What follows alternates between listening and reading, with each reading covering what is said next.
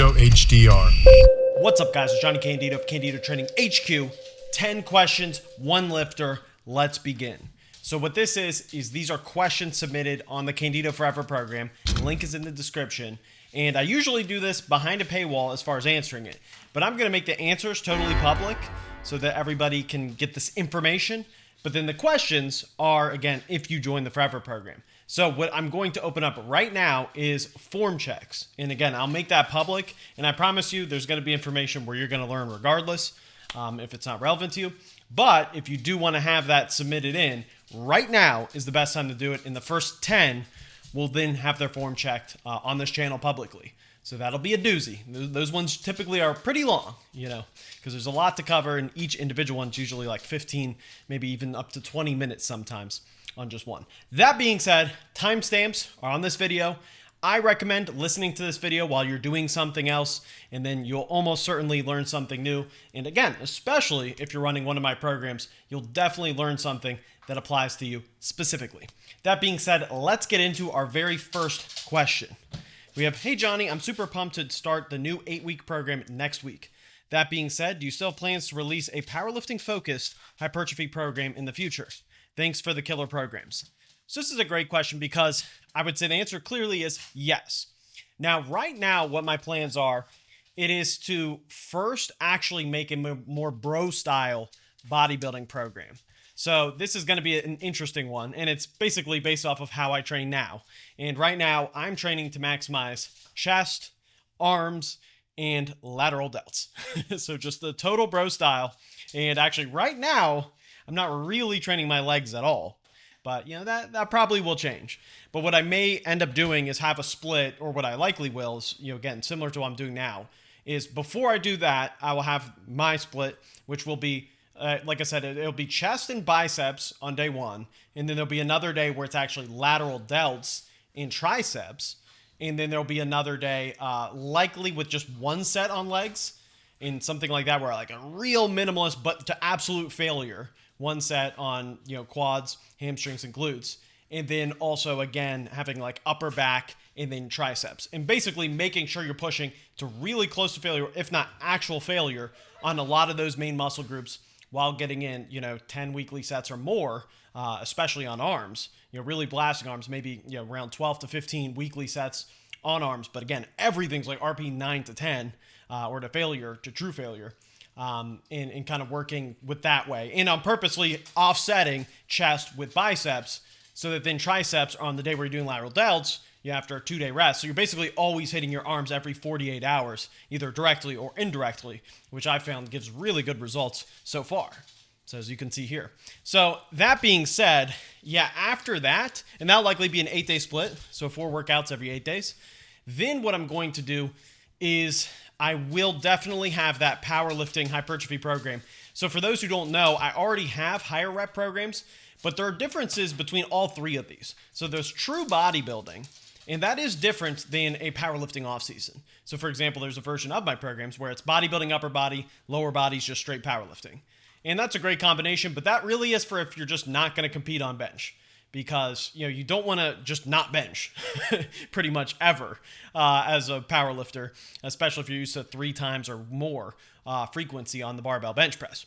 Whereas even a high rep phase, now that, for example, doing a 10 rep max phase, which there is a program, again, that I already have on that can definitely work really well as an off season. But again, some people do need that in between where it's not all the way bodybuilding, and then it's also not all the way just higher reps and volume phases, but an actual pure, more even split of just like one time barbell bench, and then, maybe 2 times a week really cranking on machines, really pushing, to failure or to RP 8 to 9 on machine chest flies and focusing more on that. So it is a bit of a nuance. So for that reason, it'll come after the total bro. So right now we have pure bodybuilding, powerlifting lower body.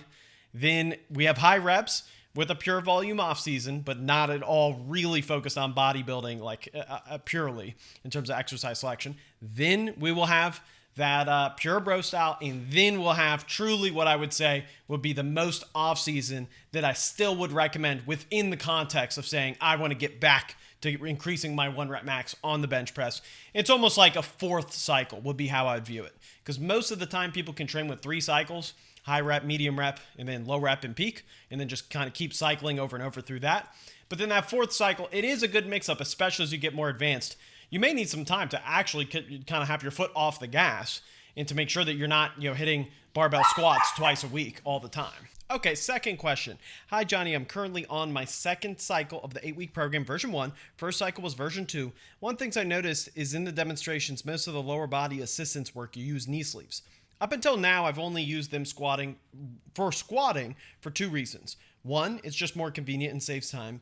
2, I figure it will help a bit in the bottom position / sticking point, which I'm really weak at relative to the rest of the movement. On a heavy single or 1 rep max, the sticking point hits me like a brick wall. But if I'm able to get past it, the weight flies up the rest of the way, and it looks like I could have done another 20 to 30 pounds. Is this something that makes a difference, or is there significant reason to use them or not use them? P.S. Congrats on becoming a father. Thank you very much. For those who don't know, which is probably most of you because I don't post on Instagram, I did actually become a father in between now and the video before. So I spread out these videos enough to where I'm making categorical shifts in my life. But I have a daughter right now, 1 daughter, so I'm officially a #girl dad. Now, that being said, to answer this question, let's not talk about little stuff. Let's talk about big things like squats and knee sleeves.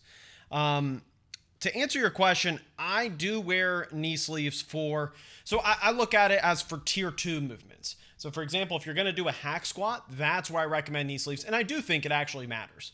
I do think it's beneficial to emulate your competition lift when we are looking at movements that have some meaningful transfer. So if we're looking at hack squat, we're looking at a reverse hack squat, we're looking at a Platz squat, even a leg press, I still think it's a good idea, and it helps you get a feel for the bottom position. It helps you kind of standardize your reps. And again, we're looking for transference, because that's one thing that is a common misconception, is that machine work is in a totally separate category, and then barbell lifts is in its totally separate category.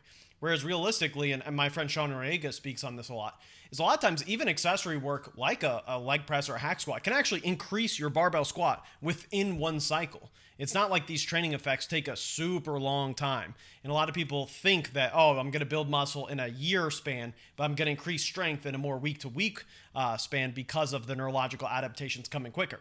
But we know that's not really true. Everything really is kind of a mishmash of all traits, and you also have full protein synthesis, like the whole cycle of it occurs in 24 to 72 hours anyways. So anyways, that all being said, I recommend it for tier 2 movements. Now, I don't really recommend it as much for tier 3. I would say that's where it just totally depends on your circumstance. So, for example, there's some videos that I have where I'm doing like single leg extension where I may have knee sleeves on. That is completely just because I already have them on. It has nothing to do with anything other than that. So I would not put knee sleeves back on for leg extensions, hamstring curls, anything like barbell back extensions. Obviously, hopefully nobody would think to put knee sleeves on for that. But anything that's a tier 3, that's where I would not do it. So that's how I'd separate it. Now, as far as your sticking point question, I mean, I hate to say it, but I think it just doesn't really matter, because it is one of those things where a lot of lifters have different sticking points that look different. Like Ray Williams had a really high sticking point, and he would just blow through it, except for that really high sticking point. There are a lot of other lifters where they kind of smoke every lift until then when they miss it, it's just like a brick wall. And to be honest, I haven't seen that much change in lifters like that. I would say the only thing that I could see would be consider adjusting your tempo. So sometimes when people are kind of really hit or miss, sometimes they can kind of control the weight a little bit better and brace and descend with a little bit of a different speed or tempo, and then find, okay, now if I lean more forward, for example, in my descent, maybe then I can kind of find that grinding point a little bit sooner rather than it surprising me, and then get a little bit better at grinding. And that in higher RPE, like kind of just biasing a little heavier. But that being said, I mean, I would say so many times it's just not even worth worrying about as long as everything's moving in the right direction. Because I know of people where, yeah, it's just best to be like that, to just accept that. Because if you do shift RP up, for example, odds are you're probably going to have to change your training style. You're probably going to have to change your volume. it's probably going to get to a point where it's just too risky of a move unless you're really dedicated to this idea. And it's kind of assuming that's a problem to fix, which we don't really know. But I would say if there's one accessory that could help with it, typically, it is usually good mornings also. It's sometimes good mornings for some people, even for high reps, can do a really good job at kind of helping with exactly that issue, with getting better at grinding. Jennifer Thompson's squat's a really good grinding example of a squat. A little bit more for good morning. Obviously, Lane Norton's known for a good morning squat. No shade. And he also has just a really strong back, and that does help with grinding. So... But again, I would not really worry about it. I would just keep those things in mind in the background. And then ultimately, if you do want to experiment, I would probably start switching to 4 to 5 week phases if you do experiment with this to try to solve it. I would actually probably do the 5 rep max program and then this recent 8 week peak that I dropped. And then that would be one big 12 week macro cycle. So 3-4 week phases. And then you could probably mush things around to insert your own good mornings. Even though the top sets are sub-max, I would just keep that sub-max. Don't worry about what I said about high RP. And then you could just play a little bit around with good mornings. But, yeah, again, I think this is by far, this is 3rd, 4th, 5th, maybe 8th tier type issue that you can just consider down the road experimenting with. That being said, great question. Now let's go on to question number 3. Hello, Mr. Candido. My first run of the 8-week version 1 went well. PRs all around. Thanks. You're very welcome. Squat and deadlift went as planned. Estimated 1 rep max for the AMREPs on the 4-week intro is what I hit on test day. Beautiful. I expected a little bit more on bench since I hit the same number on week 7. Week 7 was RP 9.5 single, but felt really good. Maybe a little overshooting. Test day was a real grinder. I almost failed at the same weight, and it felt really flat. Any recommendations moving forward? Lower RPE, volume cut / RP cut on the final week? Question mark. Okay, this is a great question. So I'll probably make a separate video just on the topic of what to do when you peak early, what to do when what to do when you peak late, and what to do when you really don't have either. Those are the 3 categories. Because sometimes you get no signal to noise ratio at all. And then sometimes you're like, oh, just missed it by, 1 week earlier, I was really strong. And then other times it's like, oh, after testing, I was so beat up, but then after the next week, I actually hit a PR, after a meet, and the meet didn't go that well. So all 3 of those are totally different camps. Now, that being said, what I typically like to see is, and I know it's not a great answer, is I actually typically just like to see everything moved up. So if you, for example, if you peak and it didn't go that well, that tells me that probably the volume that the program has you on is probably right at the sweet spot. Like, you're probably not at all overtrained or not even at all fatigued beyond recovery to have this super compensation. So you're probably just at baseline and then going to undertrained, obviously, right? So what I like to do is I would prefer, and this also has to do with volume, but also load. And that's the tricky part. That's why I think a lot of times it helps to just say, okay, let's experiment with not really tapering, but also keeping the same jumps and then just maxing out on that week 7. So for example, I mean, that's literally what I would do if I were you, is assuming that this is actually true, which sometimes you think it's going to be true, and then it ends up, you rerun it, and then you, let's say, max out in week 7, and then maybe week 6 starts to feel good, and week 7 doesn't. That's when you know it's a psychological issue. And just know that that's very possible. That's really, really possible. Because a lot of times, the better we feel, then we feel like, oh, I felt strong when I didn't have to be strong. Now I have to be strong. And sometimes that gets people nervous, and they just underachieve based on just feeling nervous. And we have to be honest with ourselves if that's the case. Now, that being said, so what I said is just max out on week 7 on bench next time. That's it. And then make week 8 a deload on bench, and then still do the squat and deadlift the same way that you always do. That's a great way to say, okay, now we don't have to worry about load jumps versus volume change versus if you should taper, because we really have 3 different variables here. We have the load on the singles. It's possible that you just would benefit from 1 RPE shift down on everything, because maybe it is just touching heavier load that hurt you. So maybe you actually would do better having a RPE 8 single right before testing. So to go RPE 8 to 10 and then go 5, 6, 7, 8. Wait, let's see, 6, 7, 8. Yeah, and then 10 on week 4. So start RP 6 even when you're 4 weeks out, rather than kind of at RP 7 or so. That's possible. So it's possibly it's just an RPE issue while keeping everything else the same, and then you smoke it. So maybe you're just sensitive to load. It's possible it's an actual taper issue that you should just not taper while not messing with volume. And it's possible that you should just train with more volume and then still taper, and you just have to reach that super compensation point. Those are all three real possibilities. But by just moving it to the week before, we know for a fact you were strongest on that day, and we don't have to guess.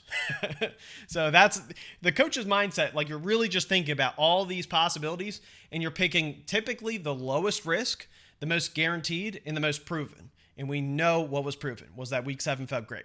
So again, if you max on week 7, you will then know for sure and keep weeks 5 and 6 exactly the same RPE wise, and then just jump up to RP 10. Don't try to emulate an RP 9.5 on week 6, because we don't want to do that. We want to go your week 6 to go how it went before, just 2.5 to 5 kilograms heavier, and then have your week 7 just be 2.5 to 5 kilograms heavier than it was before, and then you'll have a new PR.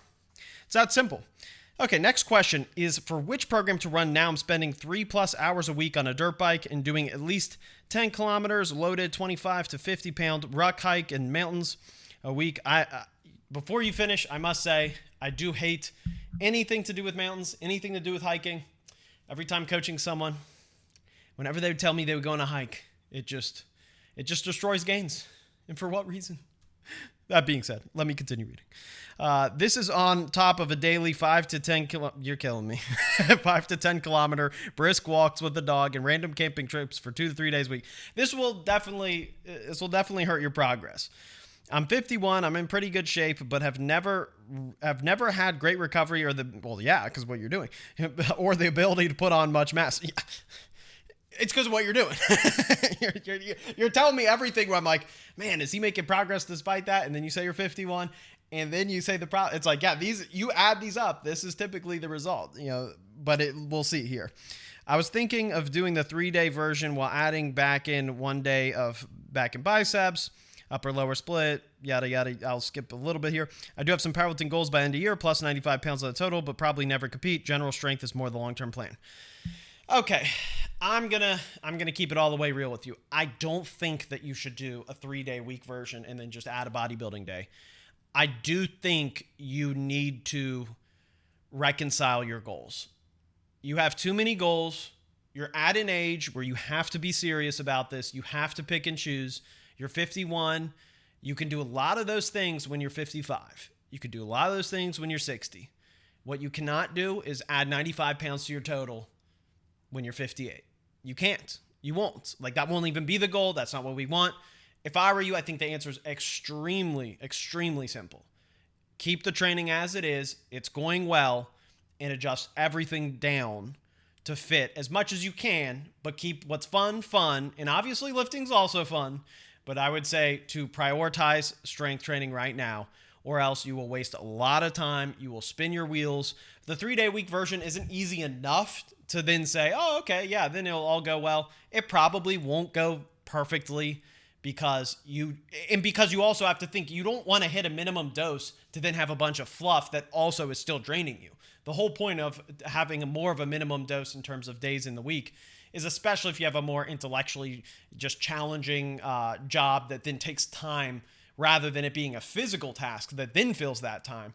The more it's that physical task, and you already trained more optimally, and you want to add 100 pounds to your total, it's just not going to happen. Like, it's just, you just have to be very real with yourself. And this is one of the most important, question and answers, of a real, coach experience, to be able to tell you this. Because I can't tell you how many times people set themselves up for failure and how hard they make it on themselves needlessly. You want to be very clear with what you want and very clear with what you're willing to sacrifice. You cannot have it all. You don't want it all. You don't want to try to have it all, because you won't even enjoy powerlifting as much if you try to have it all.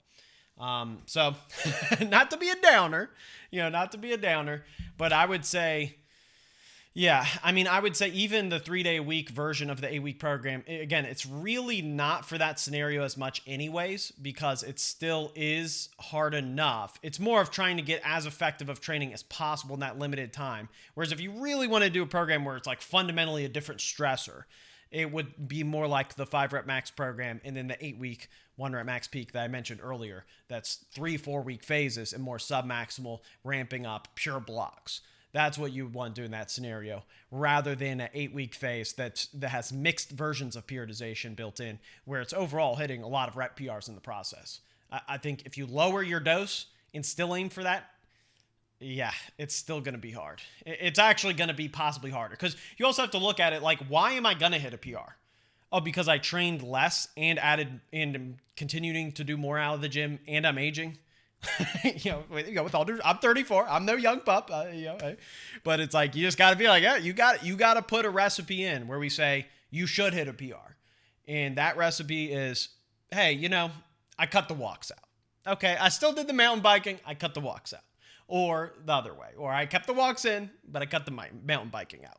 You just got to be able to pick one. And I would actually say, even to your bench question, that even comes into play, because when we talk about a peak and everything being sensitive like that, the fact that your bench showed, if anything, you PR'd better with a volume at where it's at, that shows that then if you tried to shift down how much you're doing bench accessories, because when it goes from 3 days a week, as opposed to the version 1, what typically gets cut, you're still benching 3 days a week, but what typically gets cut is some of those accessories. If you start turning down that knob, you're essentially hitting that early peak button a little bit more relative to what you've shown with your work capacity. So even your results don't indicate to me that this is the right way to do it. Whereas if you were really beat up, if you were like, hey, look, I'm flat and I've already progressed well squatting 1 time a week before, can I do the 3-day week version program and maybe, if anything, maybe actually remove a squat day? I think that would be more intriguing. That'd be more like, okay, maybe there's something to work with here. And if a really heavier guy, something like that. But in your circumstance, yeah, I absolutely think you have to pick your priorities. You have to pick your spots, and you can't have it all. You just can't. 4th question. Hi, Johnny. Congrats to you and your wife on your firstborn. Hope fatherhood is treating you well. Yes, it is, and thank you very much. I have some questions in the real-world applications of these programs in terms of meet planning. Let's say I do a 10-rep max phase plus 8-week program for a 13-week macro cycle over and over again. Let's say I also just finished a macro cycle and signed up for a meet in 29 weeks' time. That creates a gap of 3 weeks, since running 2 macro cycles accounts for 26 of the 29 weeks until the meet.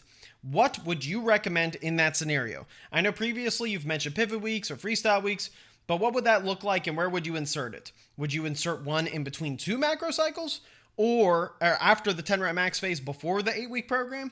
That sort of leads into my next question, which is it appropriate to go off course, so to speak, if a different program fits your meet timeline better? As for me, I personally am responding really well still to the OG 8-week program in 10-rep max phase. But let's say, for example, I have a meet in 15 weeks. In that case, the 10-week phase.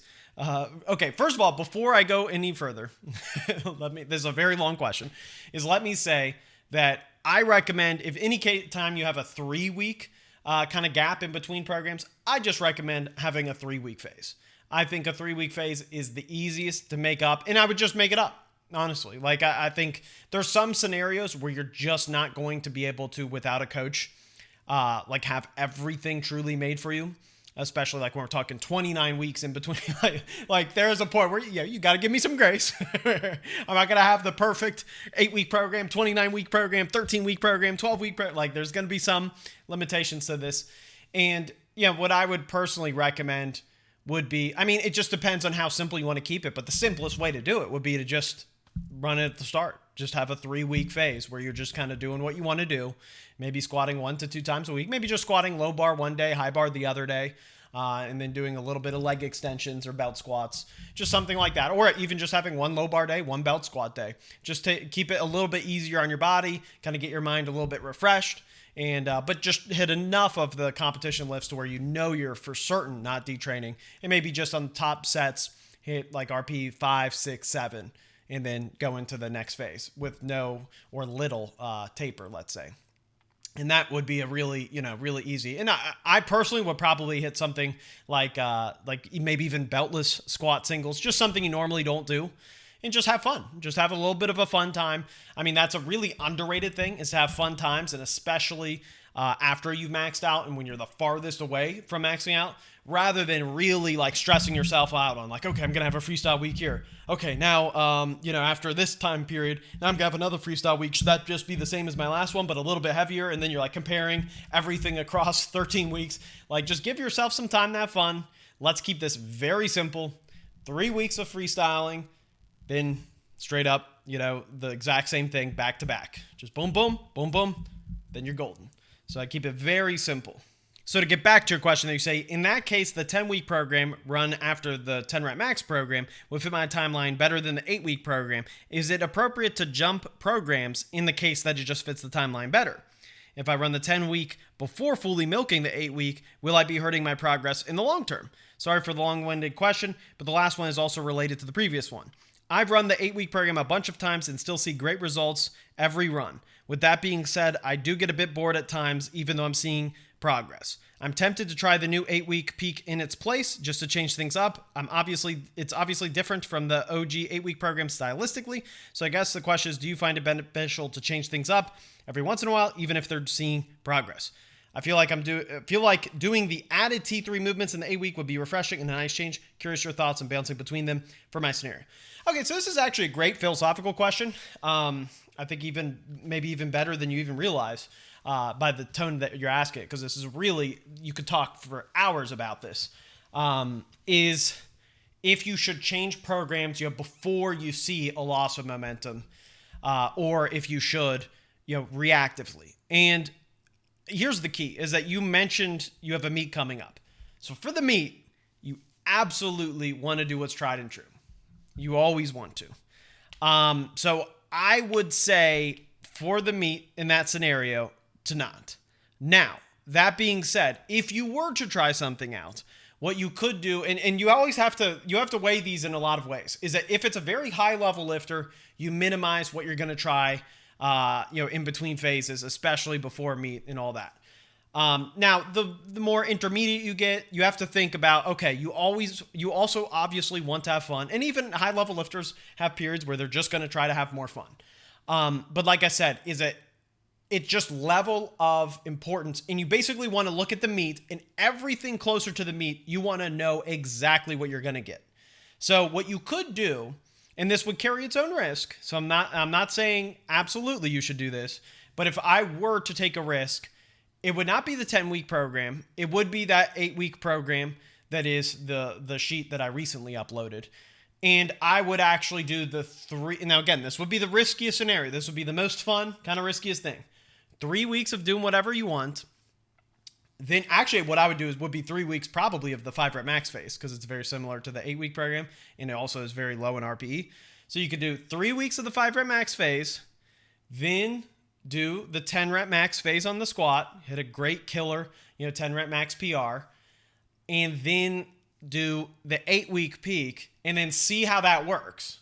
And then because then you have time, then you could say, okay, if I just crushed it, then okay, then you're all clear. Then you can do that for the meet. If you had okay results, I would go back to the regular 8-week, and again, then you'd be going back to 10 rep max phase. Then I would go to the 8-week. If you did really bad, like just something went wrong, then obviously, again, you just go back to the 10 rep max, and then you go to the 8-week program. So that would be easily the way that I would go if I were to try it out. Now, as far as if in general it's a good idea to try something while it's still working, to try something different for the sake of excitement, again, it's very philosophical, because it really does come down to the person. It comes down to your traits. It comes down to why you're changing it and what type of person you are. So if you're the type of person who gives up on things too easily, who's ADHD, who's always looking for something a little bit shiny, who needs to work on their diligence, who needs to work on sacrifice, who needs to work on consistency, you're not known for being able to give up what you want in the short term for what you want in the long term. If me saying that feels like, yeah, that's a little bit of me, like, yeah, that's me, then no, then don't do that. Like, then you need to tough this out. You'll be a better lifter for it. You'll be a more mature lifter for it, and you'll learn principles that are just good for your life in general.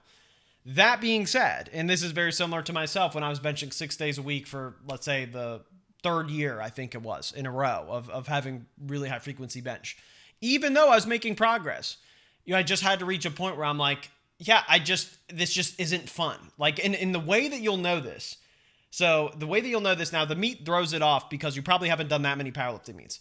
But the way that you really know changes are good, even if you're not losing progress, is when you do it those PRs. You're like, okay, that was good, but even the PR didn't feel as good as it should have. So as long as those PRs feel amazing, then I probably would not change things around. I would say it's probably just worth it to continue toughing it out. And again, that's where it's more of the like ADHD behavior type, and I use that loosely here, not literally. But that type of principle where you're like, I know I want this, but I'm struggling, and that's where you need more of a social support. You need to dig in deeper. You need to get motivated, but you also need maybe to lift with a crew that really kind of pushes you in the right direction, or have someone kind of in your camp. But if it's different, if it's just like, look, this just isn't actually worth it for me. Like I am doing this, and it's just. This is a lot of the same stuff. And I'm starting to almost burn out if I keep going down this route, even though I'm hitting PRs. And I feel that like the week after hitting a PR, yeah, I'm proud of it, but it's like I'm not rewatching the videos of it that much. I'm just like, yeah, I hit it. That's good, but that's not crazy or anything. That's the point where I think then changing the style, even when you're making good progress, is a wise idea, because that's more of a fundamental, habit in like behavior that you want to make sure powerlifting is worth it. Like anything cannot be worth it if certain variables are cranked up high enough. And we see that all the time, to where it's like, if the cost of admission into something is so high, you just go, okay, yeah, never mind. So there's nothing wrong with prioritizing having fun, as long as you have those traits locked in and everything is, not as enjoyable as it could be, at the end of it, not just at the beginning, not just at the hardest part of it. If you're excited at the beginning of a program and then midway through, you're like, I don't know if it's worth it. And at the end, you're like, yeah, hell yeah, that was awesome, but I don't know if I want to do it again. That's when you should do it again, because that was absolutely worth it and you just got to sack up. But again, if it's more of the other way where you're like, it's this kind of each PR kind of feels less and less fun, even though the numbers are going up, that's when it's absolutely fine to change your training style. And a lot of times people get a boost out of it that they just don't know. So there's always this balance of adventure and conservatism. Question number 5, bodybuilding program when? Soon. Like I said, I would say the next program will definitely be within 2 months. And that's going to be around my goal, when it comes to these side quests now, because the main frame's all done. So probably around every 2 months or so, maybe if it's a harder one, 3 months. But for the most part, these programs now are going to be more just one version, in something like what I'm actually doing or for a particular goal. But again, just one version, not 4 to 6 versions for 8 to 12 weeks. That's what kills me. So as far as the bodybuilding, like I said, I'm thinking it will be the bro style intentionally, with a bias towards chest, shoulders, especially lateral delts, and then arms, and then less of an emphasis on legs, only one time a week, maybe only one set one time a week, which again, I'll have to see. Yeah, so that probably will be within 2 months. And then I'll think about if I want to do a bodybuilding type program that would be more of just pure bodybuilding with no particular bias. But I think I probably won't do that as much, because I do also think it's more fun to have an agenda with this. Because obviously there are a lot of ways to train, and sometimes with templates, if you make it too aimless, like you try to appeal to everyone, then it's kind of like, okay, what new is it really bringing, Whereas if you do make it like, hey, this is going to be the move I'm going to do, I'm going to actually cut, finally, at some point, I will actually, I know I've been saying that for about a year at this point, but it'll be with that heavy, heavy bias towards arms, chest, lateral delts, and way less volume, even on upper back, definitely only one time a week. Like 4 to 6 sets. So enough to still grow. And then again, legs will be purely on that minimum effective dose to failure, which will be fun. So it will be fun. It will be very fun when it does come out. Okay, question number 6. This is by Mahad Khan. He says, I'm 34, same age as me, married with 4 kids. Wow, you're ahead of me. So as you know, I don't have optimal meals, even though I tried to rest and judging between work, family, etc., but I do what I can. I work out mainly 3 days a week. I've been lifting since I was 18. My max bench is around 360, 365, max deadlift 540, squat maybe 405, 420. I don't really train near max. I just now want to continue to get stronger, but at my 2 or 3 rep ranges without making my 1 rep max go up. I think it's what you're saying. What's the best way I can do this and go about it? I appreciate all your help. Yeah, so when it comes to this, the biggest thing you just have to think is in terms of days of the week is number 1. So, for example, on all my programs, it's just version 3, at least typically. I believe that's it on all of them.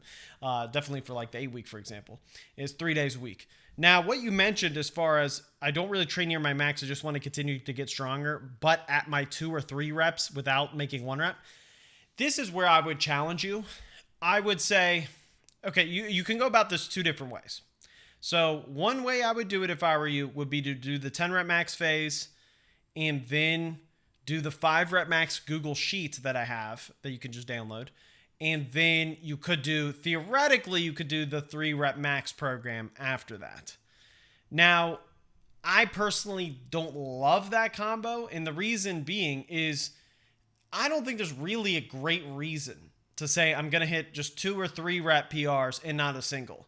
And I think a lot of people say this with a misconception on the differences or lack thereof between singles and other rep ranges. Is that singles aren't uniquely fatiguing because you're hitting a certain load target and all of a sudden it fries your CNS.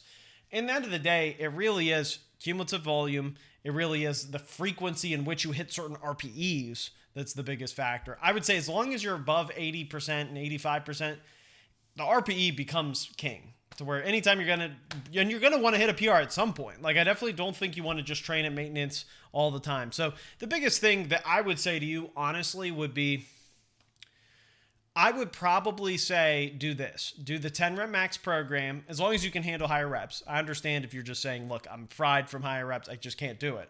But as long as you can handle higher reps, and especially given your like variety of interests, this probably would be fitting. I would do the 10 rep max phase. Then I would do the 5 rep max downloadable sheet and then the 8 week current peak, which ironically does have singles for all 8 weeks, but is really low in RPE. So a good way to think about it is that like you could do a double at RP7 or you could do a single at RP6 with the exact same weight. And actually the busier you are, the wiser it is to do that single at RP6.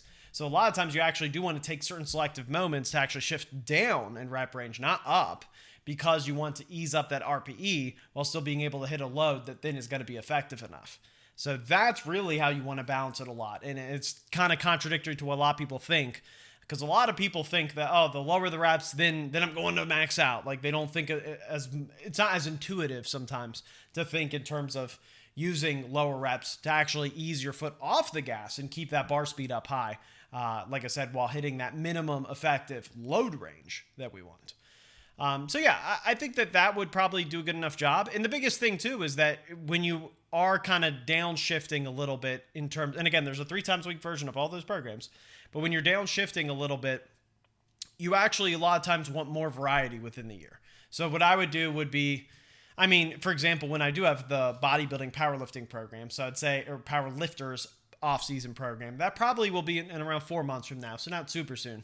But when I do have that, I would actually, if I were you, do that and then lead into 10 rep max. So do like pure off season, then 10 rep max with 2 times a week barbell squat. Then, like I said, then 5 rep max phase, then a single. And then once you're hitting a max every, literally only every half year to then maybe even a full year nearly macro cycle, now you're going to start to have some fun with it and go, okay, now I know I'm going to hit a PR because I have so much space in between these maxes. And kind of take that stress off your back in that way. Whereas if you're, again, it really isn't rep range specific on a lot of these issues. It's more so a frequency of hitting the exact same RPE, rep range, all that, kind of a lack of periodization. So you want to basically increase variety and give yourself tons of breathing room, and then see what you really enjoy with that. Now, again, obviously, if you're a unique case to where one thing doesn't work, obviously, then you can take it out. But I would say definitely the 5 rep max program is probably the best in terms of fatigue management. And again, also that 8 week peak. Those are the two easiest programs overall because it was designed like specifically with that in mind.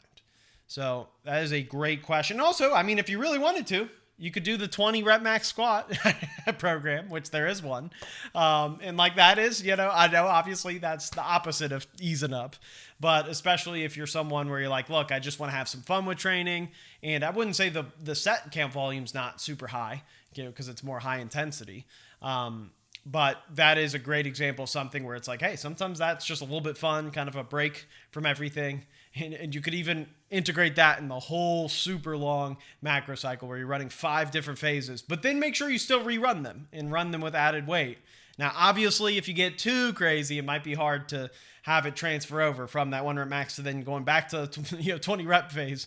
That may be hard for it to have a predictable transition back, but I think it probably would. I think it would just be tough going from 1 rep max to then, let's say, that pure off-season bodybuilding to then the 20 rep max again. That might be hard. Whereas if you went from 1 rep max to 20 rep phase to then maybe off-season bodybuilding to then 10 rep max phase to then 5 rep max phase to then 8-week 1 rep peak, it could work. It could work. But yeah, that's a little bit of madness. Okay, next question. Hi, Johnny. So glad you're back. With the 8-week peak out, would you please provide another update on how to best combine different main programs and side quests, which are available? At some point, flowchart was mentioned. That would be incredible. Maybe you could typically run through what typical lifters like an 83 kilogram lifter versus a 120 kilogram lifter and give examples on annual program within your programs. That's a great question. And yeah, I definitely will look to do that as far as like having a flow chart on all that. I mentioned that before. Yeah, I definitely could see doing that. And as far as just answering it, I think the biggest thing to keep in mind is that you join the Forever program, then you run the intro, typically the intro, then the 8-week program, assuming you're not going to do the beginner program. If you're a beginner, you just stick to the beginner program as much as possible, the linear one. But you do the intro, then you do the 8-week program, then you see if you can rerun the 8-week program and just keep increasing your 1 rep max. Then after that, then you go to the 8-week in 10 rep max phase, as you know, then 10 rep max, 8-week, 10 rep max, 8-week. Then if you graduate to the point where you need to use the 10-week program, which is 2 5-week programs where you add load in blocks as opposed to having mixed periodization where you're changing rep ranges within the 8-week cycle. So this is just 2 5-week blocks as the 10-week program. That then typically is paired with the 3 rep max phase, and the 3 rep max phase is a 5-week block as well. So 3 rep max phase, 10 week, 3 rep max phase, 10 week. Then when you need to expand, then you go 3 rep max, 10 week, 10 rep max, 3 rep max, 10 week.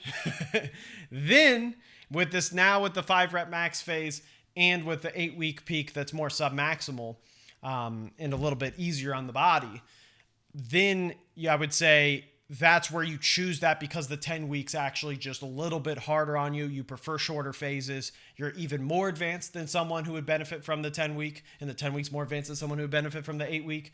And at that point, then typically I would actually say you probably would just run the 5 rep max, 4-week phase, and then the 8-week peak, which is 2 4-week phases. So 4-week, 4-week, 4-week, like I've been mentioning many times in this Q&A.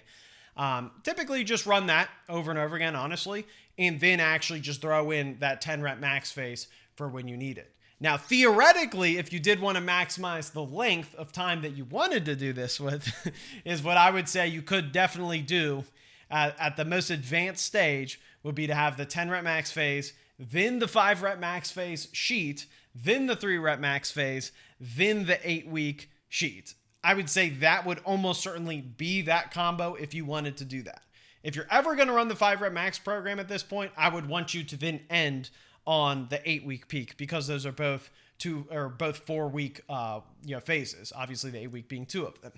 So I would say very rarely would I want anyone to consider, for example, the 10-week program in that context. So that actually makes it pretty simple. So by this point, then you're switching over to that 8-week phase. And that's it. I'm thinking side quest wise, again, you could obviously you really could do the 20 rep max squat program and then the 10 rep max phase, then the 5 rep max phase, then the 3 rep max phase, then that final 8-week peak. I actually think that'd be a pretty fun combo. So, but yeah, that flow chart would probably be easier for a lot of people to keep in mind. And I'm sure anyone just listening to this in the background is like, what in the hell is he talking about? Okay, next question. Hi, Johnny. First of all, great success running the program. All my lifts have improved even at a lighter body weight. I respond great to the frequency and variations. That's awesome to hear. However, I have a question. I ran the 10 rep max into the 5 rep max into the 3 rep max, then the 10-week program for a big macro cycle. I enjoyed it and got some sweet gains. That's what I love to hear. However, these questions are ordered so perfectly, by the way. This just happened to flow right off that last one. However, I'm a late intermediate / advanced in my bench and deadlift, 145 kilogram bench, 225 kilogram deadlift, but my squat is stalling a bit. I wonder if at my level it's too long of a macro cycle and maybe running the 8-week program back to back makes more sense. Or maybe the 8-week program followed by the 10 rep / 3 rep, one of them, and then the 8-week again. What's your take? Man, this is a good question. So this is a tough question because honestly, it depends on so much. It just depends on a lot.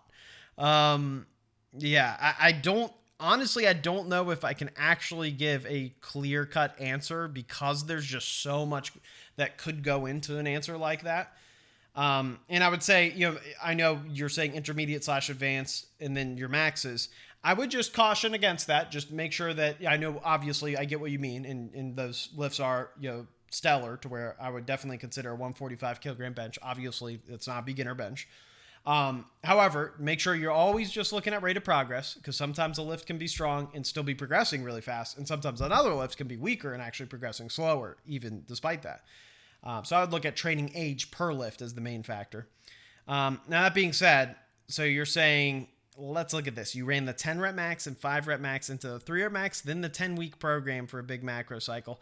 Yeah, what I would look at the most would be I would definitely just give that 8-week program a shot because especially when we're looking at maxes, a lot of times it's actually shorter term.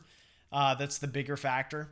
So my personal gut feeling would be the 10-week probably just doesn't align with your squat as well as some other programs. So I would go into it with that mindset rather than the mindset of like, oh, I should change the duration of my macro cycles or I should fundamentally make a change. Let's assume the 3 rep max, assuming it goes well enough. I mean, obviously if one phase just goes worse than the others on squat, that's your answer to remove that.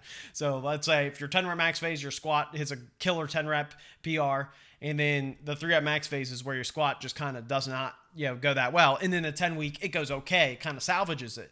Obviously, that's a little bit different then. But I'm assuming what's likely happening is the 10 weeks probably just not aligning that well on meet day.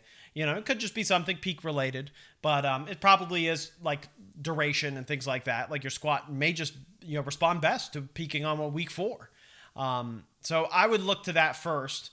And I would do, like I said, I would do exactly what you're doing and just change the 10-week program and sub it out with that 8-week program and literally change nothing.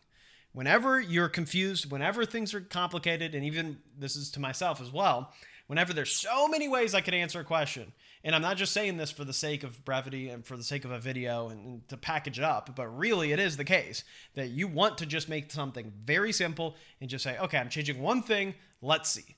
And then you find your answer. And then after that, then you'll know. Because then, and the thing is, if you change multiple things at once, then it gets very hard. And honestly, one of the hardest things is if you're changing macro cycle duration. Like that's one of the things, especially with coaches, is you see a lot of coaches, they tend to have a pattern where they like someone to max out, every 12 weeks to get pretty close to an RP10. If not at an RP10 on some rep range every single time, nearly every 12 weeks. Because it is very hard to say, okay, one lifter is going to peak every 50 weeks. One lifter is going to peak every 20 weeks. One guy does every 8 weeks. That's really hard to individualize. Whereas when it comes to top end intensity, back off volume, the percentage drop, how far you're dropping, variations, if you should do high bars, back off work off of a low bar single, things like that, like those nitty gritty details or training frequency. Let alone order of frequency within a week to make sure your primary day is the strongest. Those you could change almost infinitely. So I would rather you think more in terms of that and say, okay, let's just keep the thinking a little bit minimal. Let's think a little bit more in terms of programs than necessarily how they intertwine with each other, and just think which program goes pretty well, and whichever one seems to be a clear weak point, we can cut it out. And obviously, some people really can't do a 10 rep max phase. Like they just don't respond well to it. I don't think that's your case necessarily here because you didn't mention it. But some people, it's very obvious where it's like, whoa, the highest reps on squats they could ever do is 8. And just immediately cut out any 10 rep work. And then maybe even, just shift down to 6 or 7. I didn't even mean to do that, but 6s or 7s as the highest rep set. I hate that I said that. Anyways, so I'd do that first. And then again, so I could definitely see a world where you do the 10 rep max phase and then cut out the 3 rep max phase. And then then go to, I could actually see a world where you do that and then the 5 rep max phase and then the 8 week phase, and just don't do the 3 rep max. Because the 3 rep max phase, the one thing I would be cautious on too is the 3 rep max phase is just similar. Oh wait, you said you do the 10 rep and 5 rep and 3 rep. Yeah, so I definitely could see a world where you do 10 rep, 5 rep, no 3 rep, and then 8 week. I would say that's very possible. So, but I personally would probably try out, like I said, subbing out the 10 week with the 8 week first. But then the very next option that I would try out would be, like I said, cutting it all the way short. Now, which order you want to do, that is a little tough. Like, I wouldn't be mad at someone saying, okay, I want to do 10 reps max, 5 rep max, because there you're still comparing apples to apples. You can make sure that you're on a better pace than last time. And then by cutting out that 3 rep max, you're also leading into a different program anyways.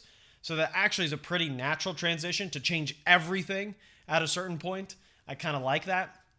So yeah, I would say you could cut that down to those 3 programs, or you could keep it and just sub the 10 week to the 8 week. Totally fine. Like I said, if I had to say one, I would bias towards just the 10 week to the 8 week. But yeah, that was a great question. Okay, up next we have Shank. He says, I have 2 questions. First of all, he says, number 1, back in 2023/2024, when I was religiously following the Forever program, I saw some of the craziest strength gains. However, I switched to hypertrophy training in 2025 and stopped following the Forever program. But right before leaving, I asked you, how would you have the minimum effective dose for maintaining / slowly growing my deadlift strength? You suggested to me that you could do 1 time a week descending sets, 5s on week 1, 4s on week 2, test single on week 5, with a back off work of 10 to 12% drop off on a back off 2x5. It worked exceptionally great for the first block. I did a 4-inch deficit beltless conventional with 3x body weight. That's fantastic. But that program kind of lost its effect on the first rerun. So my question is, on a broader level, while creating the programming structure for any particular lift, what are the considerations to be kept in mind to see long-term growth? Are there different phases of training, 10 rep max, 3 rep max peaking, or the only way to keep growing? Is that called phase delineation? Okay, you have other questions. So first, let's address this. Okay, I would say phase delineation is, for the most part, necessary. I would say very few people would disagree with that. The biggest thing that you want to keep in mind is you're going to need to break things up more the more things slow their effect. So I would definitely say the moment that doesn't work, especially on reps dropping to where you can kind of compare week to week, because basically that works well as long as you're progressing every cycle. But then the moment you need a little bit more of spacing, then what I would do would be to shift things out and to just give yourself a block. I would say the 3 block setup is the best. In that way, you can kind of customize what rep ranges you want to hit. Now, the tricky part is anytime you have a minimum effective dose, that condenses your options. Because if you have a minimum effective dose, you really don't want to ever hit like a 10 rep max phase, then have, a 5 rep max phase, then have singles, because you're already really limiting the stimulus. And because you're not going to be close to overtraining, you're less likely to have negative effects from higher overlap. So what I mean is, let's say you're hitting singles year round. That actually would work incredibly well if you're at a lower dose, because what are you going to do? Overdo it? No, you can't overdo specificity because you're not overdoing training at all for that lift. So that's kind of your advantage. So that being said, what I would do if I were you would be to still have a 3 block window, but to just have it be tighter. So let's say I would, after that doesn't work doing the descending reps, I definitely would switch to saying, okay, let's just keep it a 4-week block all the way through, 4 to 5 week block. And I definitely would have it be something like 4 rep sets or 5 rep sets. I think 5s are a good top end to have, 5s for a whole 4 to 5 weeks, then have 3s for a whole 4 to 5 weeks, and then have top set singles and then back off doubles or something like that for a whole 4 to 5 weeks. And that would actually do a really good job. As long as, and then it becomes a dance, as long as you find that on that final peaking phase, you can do singles and doubles the whole way through, which I actually think you probably would be fine to do, but that would just be a little bit of that nuance. If you find like, oh man, if I neglect 5s, I just get detrained. For some people, that's the case, and then you have to. But I would say if you're especially doing a deficit conventional deadlift, you're probably fine. Like, you probably can start with mid reps and then end with very low reps and be totally fine. And it's probably the higher reps that you really don't want to get too far into. So I would actually say for your circumstance, it definitely would be possible that 4 to 5 weeks of just fours, not even doing fives, of all fours and going fours, threes in singles and doubles, I think that absolutely could work. And you have to think a little bit more like that to go, okay, what are these factors? Why? And then what are we going to do around it? And yeah, as long as it's one time a week, I think you should still be able to progress. But you also might have to do slightly more or slightly different setup, to get that work in. Where maybe adding one really hard set of Romanian deadlifts after it all, and just have that kind of be a constant thing that you're hitting higher rep, one set, one working set PRs. Something like that can really make a big effect on a training cycle, just to throw it in to push you going in the right direction enough. Because the beauty is, the more you're not overtraining and never reaching beyond your work capacity, and I don't mean overtraining in a negative way, just strategically, the more you're never pushing beyond your recovery limits, then basically everything you add is a positive. And I think that could be a really fun thing as long as you're just turning the dial just a little bit so you don't lose the whole spirit of minimum effective dose in the first place. Okay, so that being said, let's look at part 2 of your question. So since I got decently strong with deficit beltless conventional, I assumed that when I return to off-the-floor deadlifts and add a belt, I see some amazing pulls. But it turns out there's almost no carryover. And also, for some weird reason, I do not gain that much out of a belt when deadlifting. To be honest, I've trained beltless my entire life, and I knew it would take some time to get accustomed to belts. Even after 6 weeks of belted training, it doesn't provide me any boost in strength. And then you said, so basically my question is, what's going on in this situation? I do not mind pulling beltless, but the non-existent carryover from deficit pulls is bizarre. Thanks as always, coach. Okay, so I think this actually extends off of the point I just made earlier. So I wouldn't assume that deficits don't have carryover. It's just, especially if at one point you've deadlifted twice a week, which you have on the Candido Forever program, especially twice a week on one style, like off the floor, competition style, and maybe one day's paused, one day's unpaused. The problem is that if you're then shifting down to a minimum dose and then you're doing a variation, at that point, that's where you're cooked. So what I would make the adjustment would be one of two ways. If you really liked the idea of a variation phase, so this again is connected to the same principle I talked about with higher reps, is you just have to look at the farther you're getting away from ultimately what we care about, which is a competition 1 rep max. If you are decreasing frequency, you just have to reduce the broadness of that window. If you have a really high frequency, you can mess with a lot. Like, that's one of the beauties of high frequency. That's why you see Larson bench press, all sorts of variations being possible when it comes to 6 times a week benchers, because they have so much exposure. They can kind of toy around with maybe doing a block bench press to do a partial range of motion on one day. Whereas if you're benching twice a week, typically, you're going to have to hit competition bench both of those days because you're just not going to be able to afford to do that while keeping trained. So again, that's the issue, is that you're already at a dose that's relatively low, and then you're adding variation. Now it's just not enough. So what I would consider if I were you, so the first move would be to add in, and I've done this before, add in competition deadlifts as back off work after the back off work. So it would actually be pretty interesting. Like, you could hit, you could actually hit just one top set on deficit deadlifts and then the back off work all be off the floor competition style. Or if you really wanted to push things the most, would be something like do the deficit pulls, then still do the back off 2x5. And then after that, do a 2x5 competition deadlift. Now that would be a lot of volume. So I'm not sure that would fit the kind of general theme like we talked about, but that would be an option that could work fine.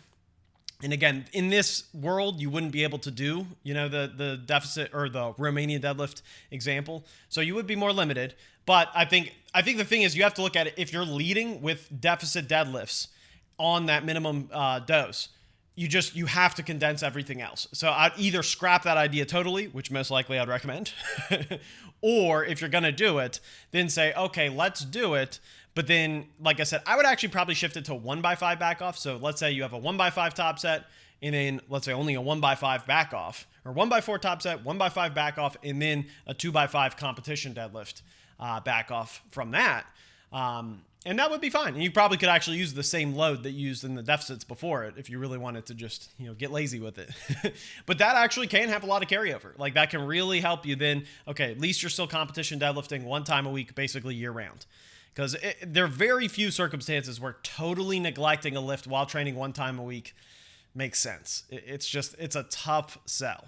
Now, that being said, another option that I could actually see being a really good compromise would be to do the deficit deadlift as that one set that I was talking about, the RDL. So especially if you like just pushing things hard, you like just having fun with it, but just do the competition deadlifts one time a week. So just keep that. And I won't address the belt issue because I think that's a separate issue at this point. But I would probably just try to wear a belt and try to get that working off the floor, and just keep experimenting with what type of belt works best with you.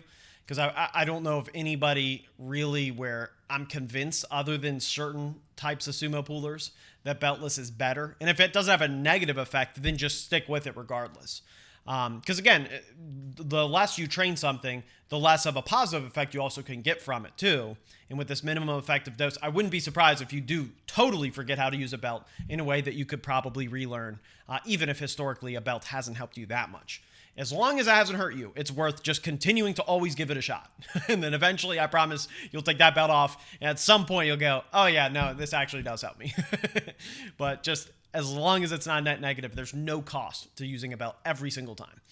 So that being said, I would do belted off the floor, and in that one set, if you don't want to do the RDLs and you really want to do those deficits, you could just crank a really hard top set of 12 reps, and then the next week a 10 rep big set, and next week a big 8 rep set, and then the next week maybe a 6 rep set, and then reset, and kind of have that approach on that movement while keeping the block approach on the main deadlift. So on the main deadlift, go from 4s to 3s, whereas on that deficit, you could just rerun it back and continue those 2 rep jumps each time as long as you're adapting. That's a really good way to keep intensity high and have fun with it. Now, of course, you could also periodize the deficits if you really wanted to, and just have it be in the background of 10s the whole way through, and then the next time background of like 8s, and then next time backgrounds of 7s, of one set of 7. That could work, but I would venture to guess the first one's a little bit more fun, and it would be able to really help you keep that RP high on week 1 and just keep it high the whole way through. Because the key is we don't want to be too careful with our RPEs when we're only going one time a week. You do kind of want to send it. Okay. Lastly, let's see what you say. You say you want to add one more thing to your question. Now that I think about it, during the first run following your one time a week deadlift strategy, I was doing very low intensity. You had prescribed higher intensity, but I was being a bitch and stuck with RP6 pulls throughout. And low volume as well, just blasting the bodybuilding work for my quads and hamstrings, and that gave me solid strength gains. Is that strategy sustainable for long-term gains? Being a bitch on the competition lifts and going berserk on bodybuilding work? It could be.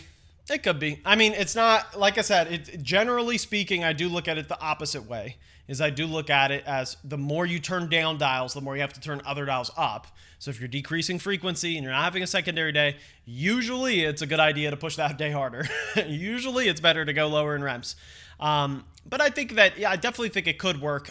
What I would like to see would be more of that block periodization style with rising RPE. I think that would do a good job at solving both issues. To say, okay, if we are just going to stick, instead of going 4s, 3s, 2s, 1 to keep RPE high, because then you could just go RPE 8 the whole time, each time.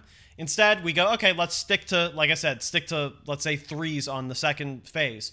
Then you could go, 5, 6, 7, 8, 9 or whatever, and just really ramp it up like that. I think that could work fine. It would be interesting if truly sticking to just like RP6 static works best for you. I wouldn't say it's impossible. I mean, definitely going hard on bodybuilding work. I would definitely be open-minded to that, but you have to then make these other adjustments I already mentioned earlier. You have to, because if you start doing too many variations while one time a week, and then also low RPE, I mean, at some point you're just not. It just is deviating from that specificity. But again, if you make all those adjustments I mentioned earlier, and stick to the competition lift with only one high RPE set on that deficit that's higher reps, so it's lower load, things like that. Okay, then I think you can make the main lift that lower in RPE, certainly at the start of the block, and then maybe if you find it absolutely necessary, you could keep it static at RP6. I would say I wouldn't write that off, but I would give that around a 5 to 10% chance of being ideal, whereas the ramping up RPE with strict blocks, I would give that, like an 80 to 90% chance of being ideal. And then maybe like 5% that's just some kind of odder combo. Some random one that I haven't touched on here. Great question. Okay, last question of the day. Hey Candido, we missed you. Quick question. Any tip on how to learn from my performance while running these programs? What does performing either better or worse from a 3-rep max to 8-week macro cycle compared to a 10-rep max 8-week macro cycle? Tell me about which rep ranges or volumes works better for me. Great question. Great question. Now, this does depend on which 8-week you're talking about. I imagine you're talking about the original 8-week program, but you might not be, which is a little tricky because now there's the 8-week peak, otherwise. So yeah, as far as what it tells you, I mean, I think in the end of the day, it just comes down to, I hate to end it on a more obvious question, but if a program's got higher reps and it doesn't go as well, it means you don't respond to higher reps as well. It's kind of all there is to it. It's kind of all there is to it. Like at the end of the day, all there really is to say is that, obviously you have different traits of programs where you'd say, okay, you do have some programs that are 5 weeks long or 4 weeks long, and that's a real difference. But for the most part, you definitely are looking at rep ranges first and foremost. That is the most obvious factor in the most clearly different lifter by lifter. And that is where, if a 10-rep max phase doesn't work that well for you, just don't consider it. Just move on. Just do other things. And if the 10-rep max in an 8-week program goes well, I will say this. It's typically people respond better to higher reps. They just have a broader range in general to work with. So I'd say someone who responds well to high reps, they don't have to write off almost anything because they can typically respond well to sub-max low rep work as well as higher rep work. Whereas typically people who don't respond well to higher rep work, they often need a certain intensity threshold. So a lot of times what can happen is if you find out, okay, I respond really well to low reps, and let's say you respond better to the 10-week program, where in that one you have 2 5-week phases and you push to a double PR and then a single PR. So you're hitting RP 9 to 9.5 and RP 10 like that every 5 weeks. Whereas on the new 8-week peak, you're hitting sub-max 5, 6, 7, 8, and then reloading 6, 7, 8, 9, or 6, 7, 8.5, 10 like that.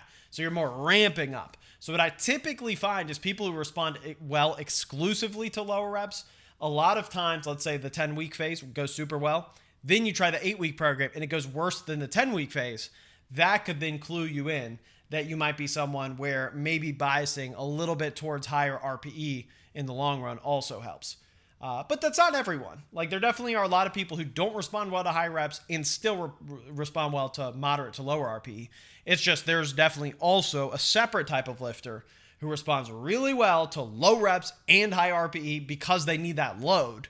And those types of lifters then typically also do not respond well to higher reps just because it's just too far in load, regardless of if it's low or high RPE at all. So there's around three to four like really fundamental types of lifters, I would say. But the biggest thing is definitely just following what works and just what doesn't, and then just see. You really will be able to see the tendencies between them, and even different lifts will respond differently. Like on the 3-rep max program, you actually are doing, deadlift volume work. So if you find that when running the 3-rep max program and then leading into the next program, actually your deadlift kind of doesn't respond the best and your squat responds better, that's a good sign that, okay, maybe everything would respond better to lower reps and not having as much of a volume phase. And then at that point, it could be more obvious that like, okay, then maybe leading into future peaks, it would be wise to just focus more on those lower reps all the time if you can, to the best of your ability. Obviously, on some of these programs, you can't exactly, totally tailor everything, but you can come pretty dang close to it. And I'm trying to think what would be the lowest rep deadlift phase. Probably would be doing the new 8-week peak. And then before that doing, even the 5-rep max phase, you do have some higher rep work, but at some point you got to do reps. That's the hard thing. But if you make the 5-rep max phase the highest in reps that you'll ever hit, that should cover 99% of people. So that's all. That's it. That being said, make sure to smash the like button if you've listened this far. I know this is a more deep, informative type of video for my channel. I don't expect it to get a ton of views. That's okay. But make sure to drop any form checks that you want in. And I also have 5 more questions from this that I'll likely answer in a separate video. And maybe I'll make the best one a standalone video, because I do have a lot of ideas for standalone videos, especially based off of these questions, which is why I really like getting them in. That being said, like the video, subscribe, peace.